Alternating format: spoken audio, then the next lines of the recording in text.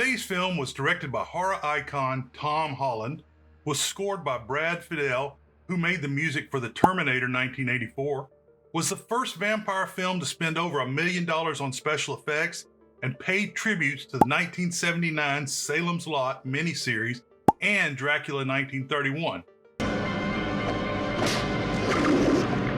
Hello to all the classic people that are returning. I'm glad you're back. I want to welcome any new visitors and let you know that there will be spoilers ahead. Today on Classic Movie Review, we are taking on Fright Night 1985. Actors. Chris Sarandon was great in the role of vampire Jerry Dandridge. Josh and I talked about Sarandon in the Princess Bride 1987 conversation. My favorite archaeologist chimp, Cornelius, aka Roddy McDowall, was vampire hunter and former actor Peter Vincent. McDowall was first covered in Planet of the Apes 1968. Amanda Bearse was the female lead, Amy Peterson. Bearse is best known for playing next-door neighbor and headache for Al Bundy in Married with Children 1987 to 1997. William Ragsdale played the discoverer of vampires, Charlie Brewster. Ragsdale was best known for Herman's Head 1991 to 1994. The show was actually pretty good, as several voices in his head were acted out. Stephen Geoffreys played Evil Ed, Toady to Charlie. Geoffreys continued to appear in film and stayed heavily in the horror genre. Jonathan Stark was cast as Billy Cole, a vampire familiar with super strength. He moved into the production end of television. Classic horror actor Christopher Lee was included as Dracula from archival footage.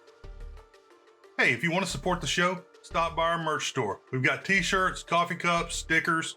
The link is down below in the description. Story. Charlie Brewster, William Ragsdale, is in the bedroom with his girlfriend, Amy Peterson, Amanda Bearse. The pair are making out on the floor while the television blares a retro horror film.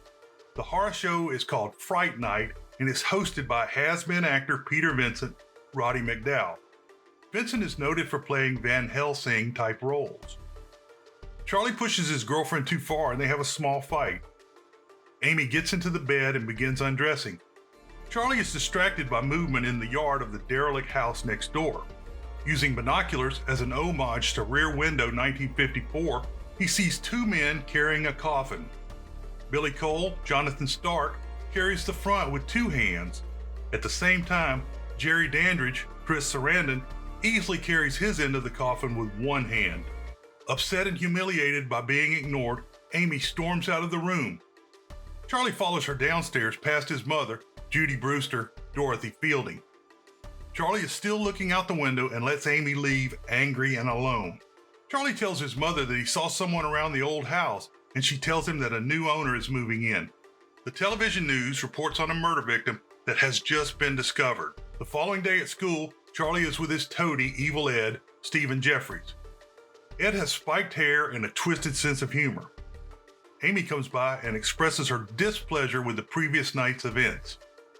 Charlie returns home in a classic Mustang that no single-parent kid could afford. A leggy blonde hooker, Heidi Sorensen, asks Charlie if his house is 99 Oak. He directs her to the derelict house next door. Charlie asks his mother if she has seen the new neighbors. She replies that he has a live-in carpenter and is probably gay. Charlie says he doesn't think so. That night, Charlie is studying in his room when he hears a female scream. He stares at the dark house next door, but does nothing else. The next day at school, Amy comes to Charlie to make peace. It is all going well until Charlie becomes distracted by a report of a known hooker having been murdered. Evil Ed thinks the murders are funny, and Amy smears food in Charlie's face. Evil says, "Oh, you're so cool, Brewster." After school, Charlie begins poking around the derelict house. He is spotted by Billy Cole, who is inside painting over the windows. Cole is the perfect 80s villain with the shag haircut and a snotty attitude to match. He makes sure to call Charlie a kid a couple of times. Cole shoos Charlie away from the house. That night, Charlie watches horror films and eats junk food until he falls asleep. He wakes in time to see Dandridge about to bite the neck of a teenage girl, Irina Irving.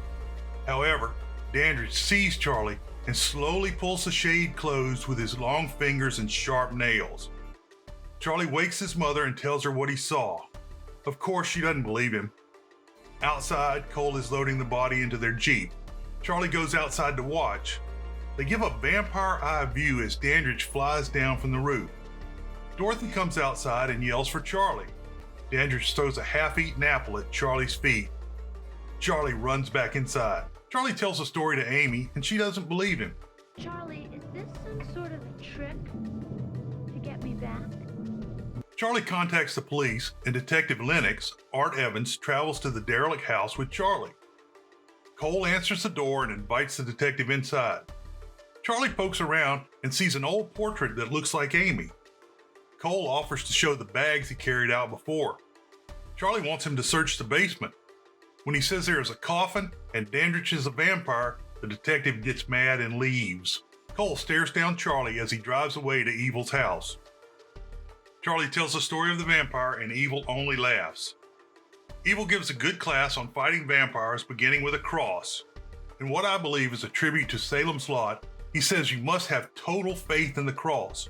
He then goes through garlic, holy water, and that a vampire can only enter your house when invited by the rightful owner. Charlie is at home preparing for the expected vampire attack when his mother calls him down to meet Dandridge, whom she has invited into their house. Dandridge doesn't have extended fingers or nails now. Dandridge lets Charlie know that he will be dropping in again. Later, Dorothy and Charlie are asleep when he hears footsteps on the roof. Charlie takes the cross and searches the house. He finds that it's just a branch rubbing against a window. Dandridge appears in Dorothy's room, but walks to Charlie's room.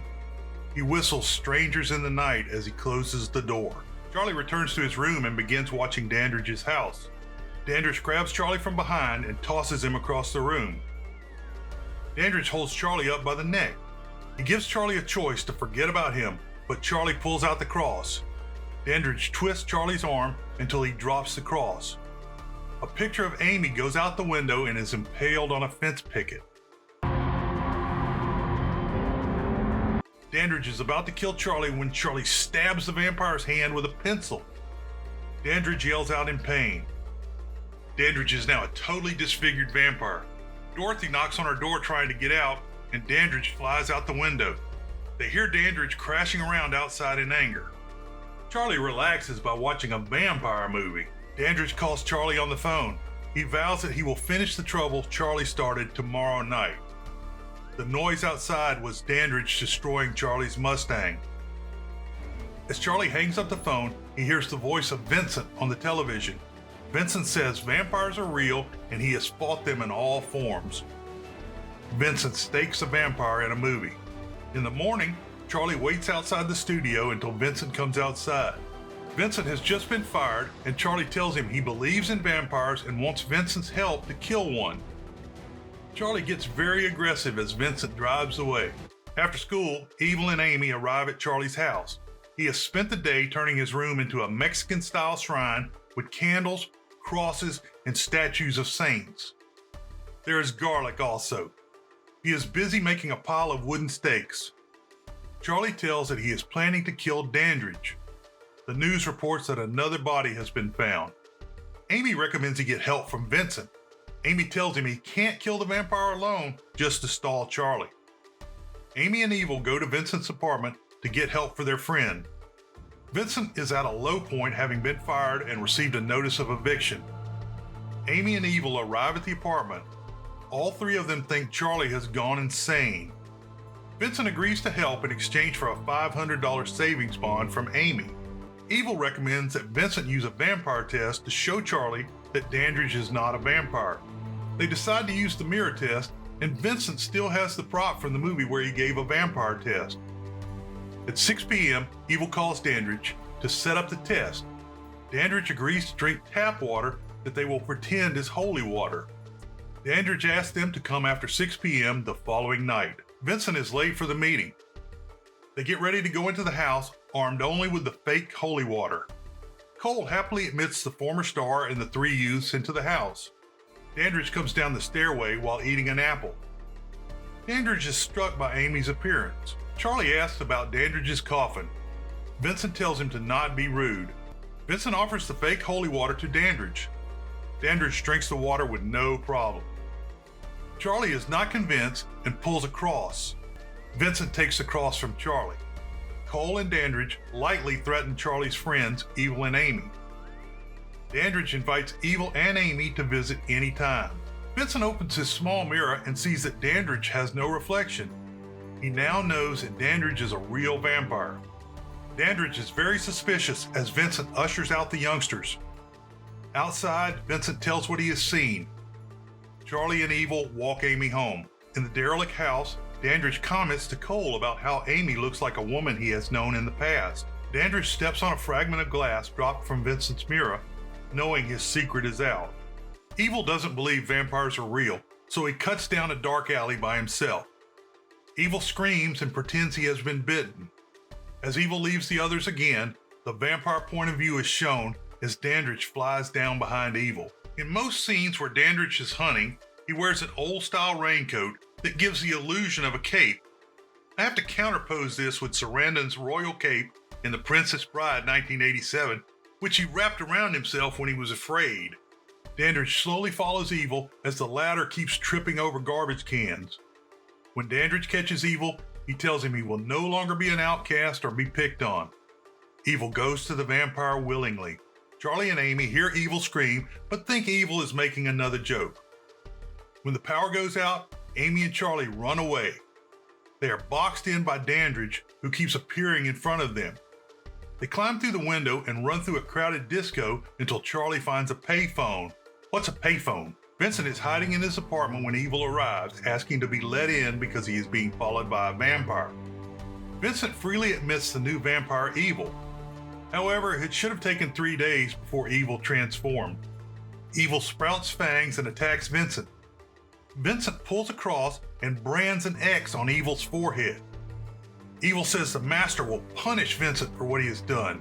Vincent uses a cross to drive Evil out a window. Of course, the police don't believe Charlie. Charlie vows to protect Amy. Charlie calls Vincent as Dandridge disco bops across the dance floor. Dandridge draws Amy to her using his vampire powers. The two dance as Charlie tries to convince Vincent to help. Amy is entirely under Dandridge's power as their dirty dancing continues. Amy sees that Dandridge doesn't cast a reflection. Charlie tries to stop Dandridge. The vampire is too strong and tells Charlie to bring Vincent to his house or he will never see Amy again. Charlie grabs Amy just as two bouncers approach. One bouncer uses the term chicken to refer to Amy as a girl too young for Dandridge. Dandridge grows his claws and kills the bouncer. Dandridge grows fangs and red eyes before killing the other bouncer.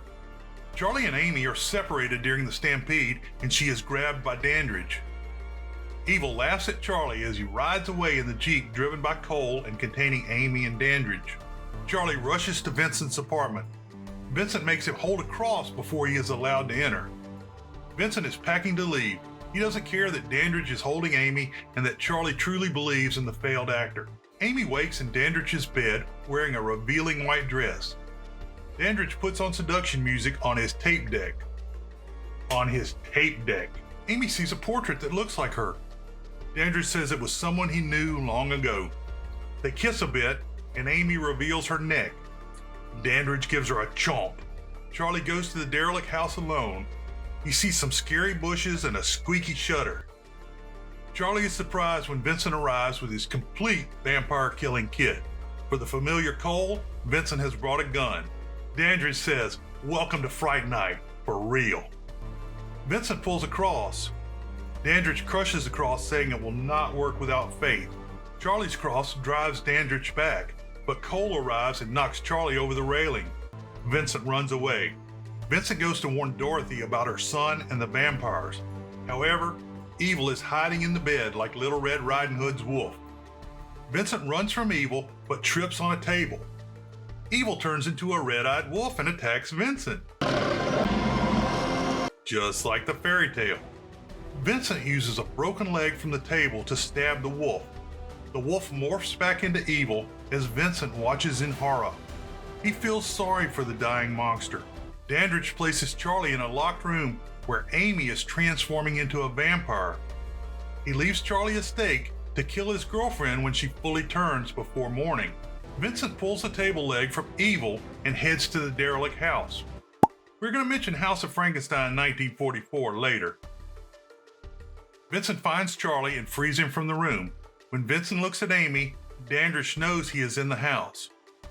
Vincent says, based on the movies, they can save Amy if they can kill Vincent before dawn. Cole is blocking the stairs. Vincent shoots him in the head. Dandridge comes from behind and Charlie stops him with a cross. Cole rises from the dead like a zombie. Vincent empties a revolver on the creature. However, Cole keeps coming. Cole lifts Vincent and Charlie stabs him with a stake. The creature drips green slime and dissolves before their eyes. Charlie and Vincent go to Amy, who is further along in her conversion. Dandridge crawls down the wall outside, like Dracula did in 1931, and almost grabs Vincent through a window. Dandridge commands Amy to wake and kill the intruders. Charlie heads to the roof to look for Dandridge. Don't let up. Vincent now confronts the full vampire Amy. He stops her with a cross because he now has faith. Dandridge jumps through the picture window at the top of the stairs and confronts the vampire hunter. Vincent tells Charlie to stay back as he uses a cross to hold Dandridge at bay. Vincent's newfound faith holds the vampire back. The clocks begin to chime that the sun is rising. As the first ray of sunlight enters the house, Dandridge transforms into a large, hairless bat thingy. The bat attacks Vincent, but Vincent holds a stick in the creature's mouth. Charlie helps Vincent and is bitten on the arm by the vampire bat. When more sunlight hits the bat, it flees to the basement. Amy comes in as a full vampire. During the transformation, she has gotten hair extension and breast augmentations. Vincent finds a secret room containing Dandridge and another coffin. Dandridge's coffin is locked from the inside. Charlie stops Amy with a cross, but she whines in her cute voice until he drops the cross. She then attacks. Vincent gets the coffin open. Dandridge awakes and begins to fight. In the struggle, Vincent misses the vampire's heart. Dandridge pulls the stake from his shoulder and throws it. The stake hits a painted window and lets sunlight into the room. As Dandridge attacks Vincent, Amy continues after Charlie. Charlie begins breaking windows, letting in more light. Vincent breaks mirrors to add to the light. Dandridge tries to get in his coffin, but Vincent cuts him off. Charlie jumps past the vampire and opens a window. Dandridge explodes through the wall as flames begin to consume him. He calls for Amy, but Charlie holds her back from the fire. Dandridge dissolves into bones and vanishes.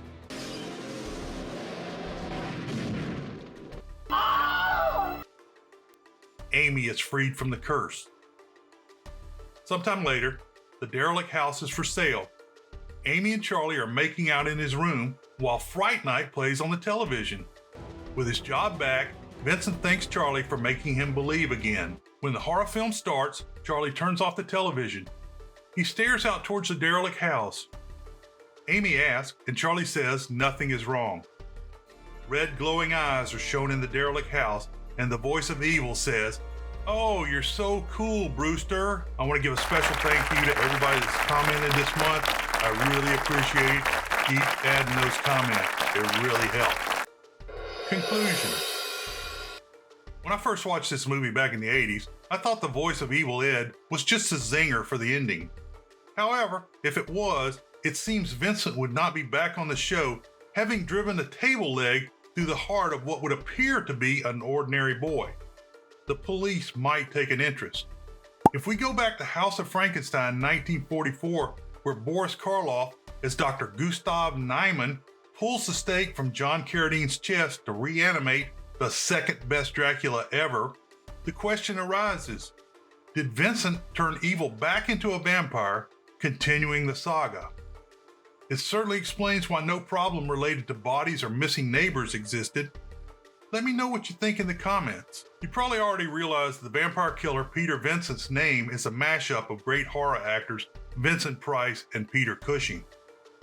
Tributes to Salem's Lot 1979 include the main stairway ending at a large stained glass window, the final fight taking place in the house's basement at sunrise, and a senior and junior vampire hunting team. IMDb.com states that this movie could be an updated version of Dracula 1931, with Charlie as Harker, Amy naturally as Mina, Evil as the female Lucy, Cole clearly as Renfield, Vincent as Van Helsing, and Dandridge as Dracula.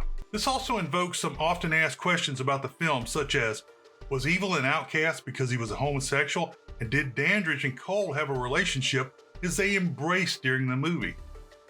If Dandridge was obsessed with Amy because of someone from his past, he didn't take very good care of her, for example, locking her in a room with Charlie and a wooden stake while she was transforming into a vampire. I mentioned that Dandridge whistled Strangers in the Night during the story section. Sarandon said he tried to use Whistle While You Work, but couldn't get permission from Disney. There have been other remakes of this movie. These movies include Fright Night 2011, which is not as good as today's film, and two Bollywood films titled Wo Hai Something Rate 1989 and Kalpani House 1989. Now for the sex. The hooker that visited the derelict house and was killed by the vampire was the Playboy Playmate of the Month for July 1981. She had a short-lived film career. I mentioned in the story section that Amy received breast augmentations as she became a vampire. While filming these scenes, she was fitted with a prosthetic breastplate.